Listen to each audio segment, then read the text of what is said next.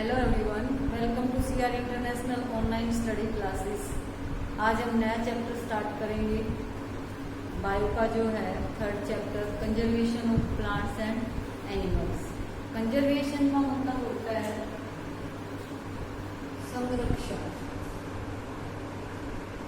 यानी कि प्रोटेक्शन, सुरक्षा। ठीक है, प्लांट्स और एनिमल्स की सुरक्षा या उनको बचाना, उनको संरक्षित करना। इस लेसन को पढ़ने से पहले इसके अंदर जो ऑब्जेक्टिव्स दे रखे हैं, diversity in plants and animals. Diversity means विविधता,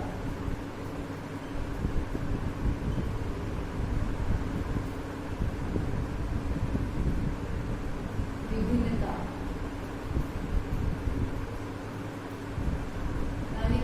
पे पर्टिकुलर प्लेस पे आपने देखा होगा डिफरेंट टाइप्स ऑफ एनिमल्स पाए जाते हैं, डिफरेंट टाइप्स ऑफ प्लांट्स पाए जाते हैं। Causes and consequences of deforestation.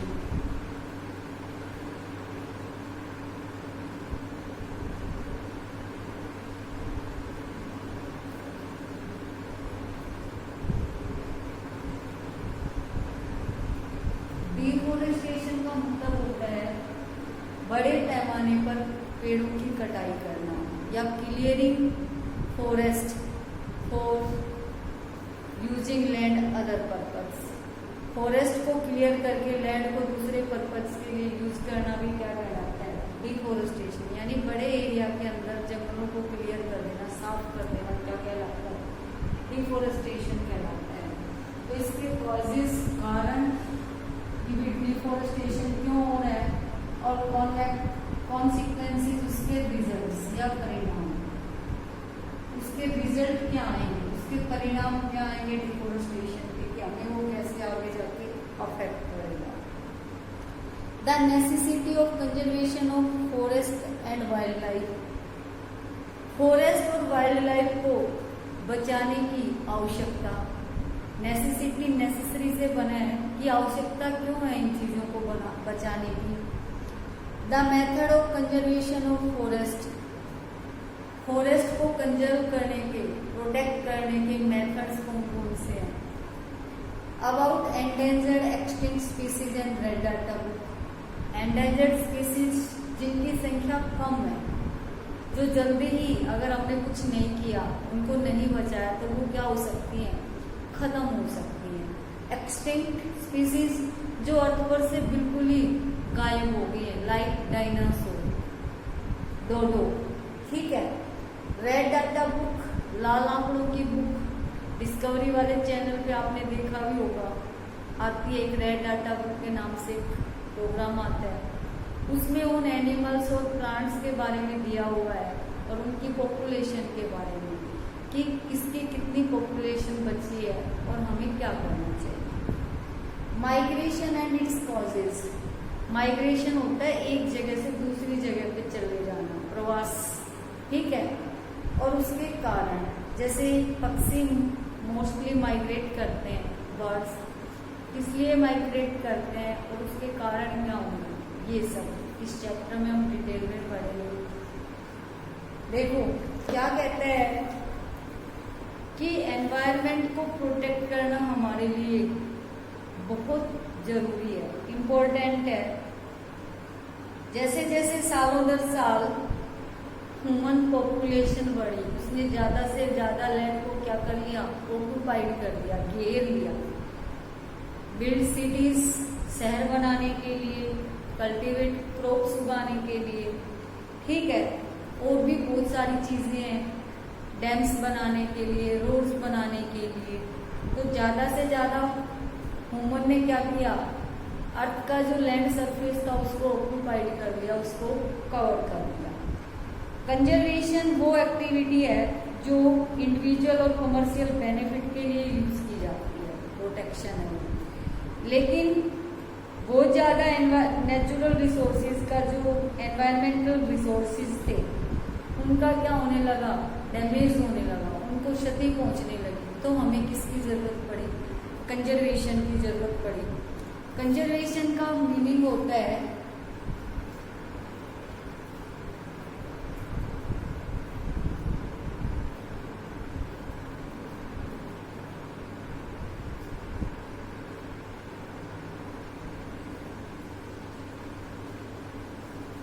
Conservation का जो मीनिंग है वो मेंटेनिंग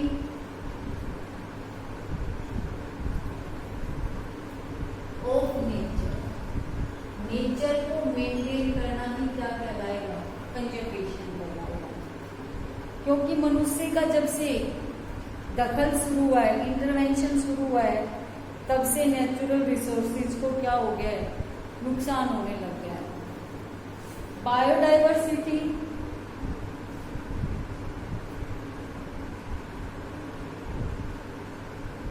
जैव विविधता, यानी कि एक पर्टिकुलर रीजन के अंदर डिफरेंट टाइप्स ऑफ एनिमल्स और प्लांट्स पाए जाते हैं, वो क्या कहलाते हैं, biodiversity. Bio means life, diversity means variety, यानी कि प्लांट्स और एनिमल्स के विभिन्न प्रकार जो पाए जाते हैं वो क्या कहलाती है, बायोडाइवर्सिटी कहलाती है। इस टर्म को सबसे पहले कॉइंट किया था E.O. विल्सन 1985 के अंदर सबसे पहले इस वर्ड को उन्होंने बनाया था, बायोडाइवर्सिटी को। बायोडाइवर्सिटी का मतलब होता है कि different kinds of animals, plants, microbial species जो हमारे प्लेनेट के ऊपर पाई गई हैं एक साथ, जो हमारे एनवायरनमेंट को गुड और हेल्दी बनाती हैं, ठीक है, वो चीज कहलाती है बायोडाइवर्सिटी। अर्थ के ऊपर अप्रोक्सीमेटली 15 मिलियन स्पीसीज हैं प्लांट्स की और एनिमल्स की, ठीक है। ये किसको रिप्रेजेंट कर रही है, ग्लोबल डाइवर्सिटी को रिप्रेजेंट कर रही है। दुनिया के अंदर 12 मेगा बायोडाइवर्सिटी कंट्रीज हैं, जिसके अंदर 2 हॉटस्पॉट इंडिया के अंदर है। इंडिया उनमें 6 स्थान पे है, 6 नंबर पे है। उन दोनों डाइवर्सिटी हॉटस्पॉट्स के नाम है north east of India and western Ghats, जहाँ पे बहुत ज़्यादा अलग अलग प्रकार के डिफरेंट टाइप्स ऑफ एनिमल्स और प्लांट्स पाए जाते हैं। डिफोरेस्टेशन पढ़ने से पहले हम फॉरेस्ट वेल्थ पढ़ेंगे, क्योंकि डिफोरेस्टेशन का मीनिंग और उसकी इम्पोर्टेंस, उसके कॉन्सिक्वेंसेस तभी पता चलेगा जब पहले हमें फॉरेस्ट वेल्थ का पता चलेगा कि फॉरेस्ट हमारे लिए पूंजी कैसे है, धन कैसे है। फॉरेस्ट वेल्थ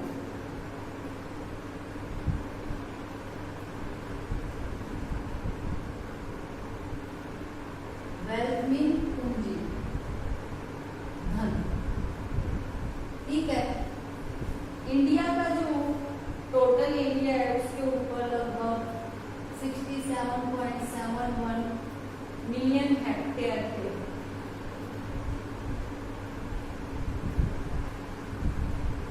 फॉरेस्ट है, यानी कि जो टोटल एरिया है इंडिया का उसका 20.6% जो एरिया है वो फॉरेस्ट से कवर है, ठीक है। अब कुछ रीजन्स हैं जिसकी वजह से फॉरेस्ट हमारे लिए यूजफुल है। पहला, they yield valuable products,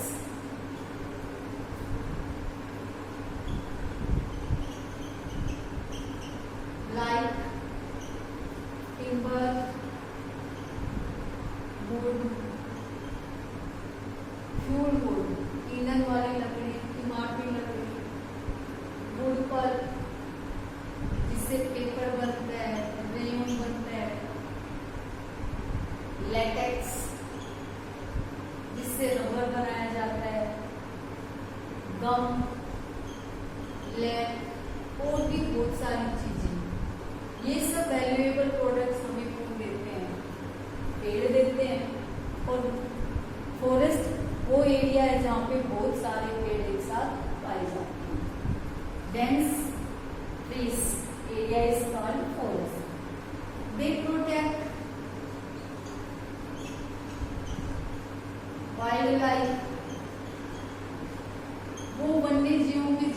product करते हैं उनको फूड और शेल्टर प्रोवाइड करवाते हैं।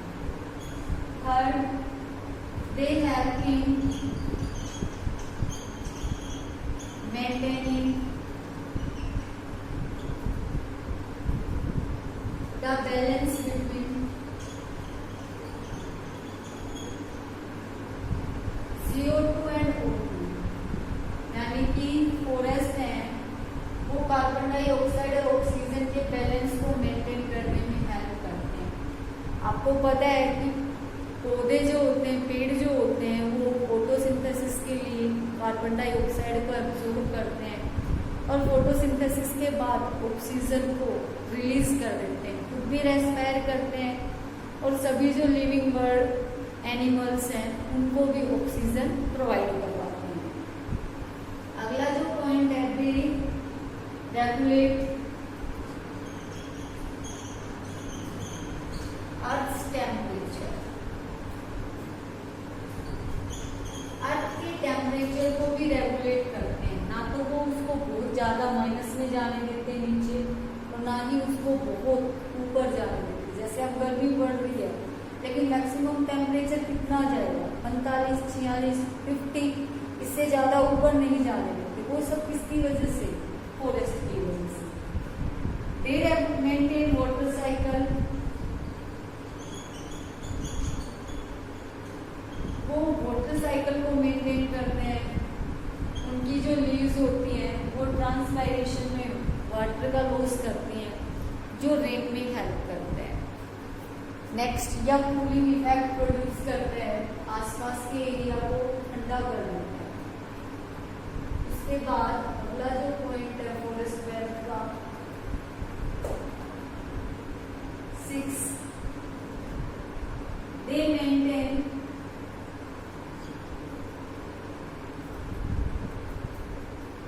Water table. वाटर टेबल आपने 7th पे पढ़ा है कि अर्थ के अंदर वाटर का जो लेवल है वो क्या कहलाता है? वाटर टेबल कहलाता है। तो पौधे हैं वो पानी को बहुत नीचे नहीं जाने देते, उनकी जो जड़ें हैं वो उसको एक लेवल पे रखती हैं।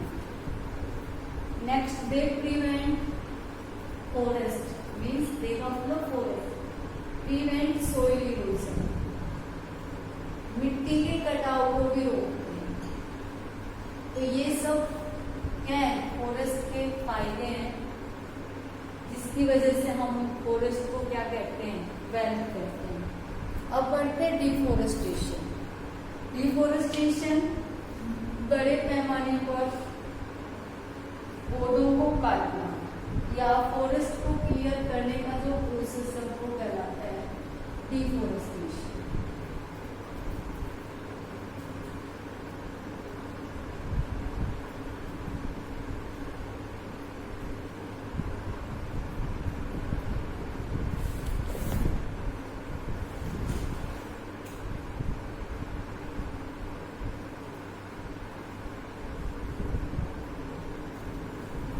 Definition: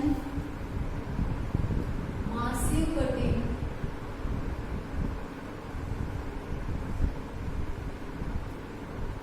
down of trees and clearing the forest.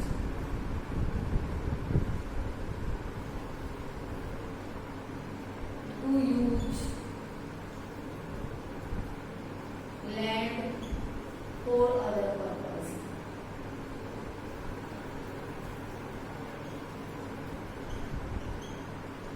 बड़े पैमाने पर पेड़ों को काटना और फॉरेस्ट को क्लियर करना, जिसके बाद लैंड को किसी दूसरे पर्पस के लिए, फार्मिंग के लिए यूज किया जा रहा है, रोड डैम बनाने के लिए, इंडस्ट्रीज बनाने के लिए, कोई कम्युनिटी सेटल करने के लिए, इन सब के लिए पेड़ों को बड़े पैमाने पे कटाई करना क्या कहलाता है? डिफोरेस्टेशन। काजेस क्या होंगे डिफोरेस्टेशन के? Causes of deforestation,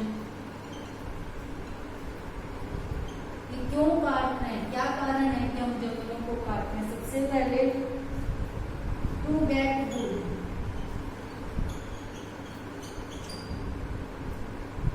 for fuel and timber. क्या कह रहा है? लकड़ी प्राप्त करने के लिए, ईंधन के लिए और फर्नीचर बनाने के लिए, door, Windows, bed, table, chair वगैरह जो भी। इसलिए हम क्या कर रहे हैं? पेड़ों को काट रहे हैं लकड़ी प्राप्त करने के लिए। To procure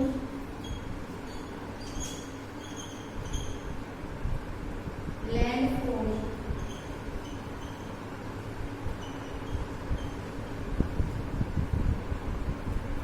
houses, to procure land for building houses and factories. Factories और हाउसेस बनाने के लिए लैंड चाहिए हमें। To procure land for mining. Mining होता है खनन का काम, यानी कि पहाड़ों को, जमीन को खोद के निकालने का जो प्रोसेस है वो कहलाता है mining. To obtain forest products. Forest जो प्रोडक्ट्स हैं लाइक लेटेक्स, रेजिन, ये सब भी लेने के लिए हम क्या कर रहे हैं? फॉरेस्ट को काट रहे हैं। अब क्या कह रहे हैं कि डिफोरेस्टेशन के बहुत ज्यादा सीवियर इफेक्ट्स हो सकते हैं एनवायरनमेंट पे। अगर हम ऐसे ही अंधाधुंध पेड़ों को काटते रहे तो कंटिन्यू काटने से रेनफॉल और सोइल की फर्टिलिटी दोनों ही कम हो जाएंगे, यानी बारिश भी कम होगी और मिट्टी का जो उपजाऊपन है वो भी धीरे धीरे क्या हो जाएगा? खत्म हो जाएगा, जिससे नेचुरल क्लेमाइटीज है वो बढ़ जाएंगी। फ्लड, ड्राउट, सूखा पड़ना, बाढ़ आना, ये सब डिफोरेस्टेशन के इफेक्ट हो सकते हैं। लॉस ऑफ हैबिटेट्स, आवास खत्म हो जाएंगे। 70% जो वर्ल्ड के प्लांट्स और एनिमल्स हैं वो फॉरेस्ट में पाए जाते हैं। अगर इसी तरह से डिफोरेस्टेशन चलता रहा तो बहुत जल्दी वो क्या हो जाएंगे? प्लांट्स और एनिमल्स एक्सटिंक्ट हो जाएंगे, विलुप्त हो जाएंगे। क्लाइमेटिक चेंज होगा, एटमॉस्फेयर में कार्बन डाइऑक्साइड की अमाउंट बढ़ जाएगी। कार्बन डाइऑक्साइड की अमाउंट बढ़ने से वो एक हैवियर गैस है, सन की हीट को इधर ही मैक्सिमम ट्रैप कर लेगी, जिससे अर्थ का टेम्परेचर भी बढ़ जाएगा। अर्थ का टेम्परेचर बढ़ने से ग्रीन हाउस इफेक्ट प्रोड्यूस होगा, ठीक है, और वो क्या लीड करेगा? ग्लोबल वार्मिंग को। पूरे अर्थ की जो टेम्परेचर है वो बढ़ जाएगा, वो क्या कहलाएगा? ग्लोबल वार्मिंग, जिसका बहुत ज़्यादा इफेक्ट पड़ेगा। ग्लेशियर्स मेल्ट हो जाएंगे, सी लेवल बढ़ जाएगा। जो सी लेवल के आसपास जो कंट्रीज हैं, एरियाज हैं, वो सबमर्ज हो जाएंगे। क्लियर? क्रॉप रोटेशन का जो पैटर्न है वो बदल जाएगा। डेजर्टिफिकेशन, पौधे नहीं रहेंगे, फॉरेस्ट नहीं रहेंगे, तो मिट्टी कैसी रहेगी? एक डेजर्ट की तरह लगेगी, एक रेगिस्तान की तरह, ठीक है। और सोइल का इरोजन, पौधे की जड़ें मिट्टी को बांध के रखती हैं। अगर पेड़ नहीं होंगे, पौधे नहीं होंगे, तो वो एयर, वाटर और सोइल के साथ कटकर एक जगह से दूसरी जगह चली जाएगी। आज के लिए इतना ही। Thank you. Have a nice day.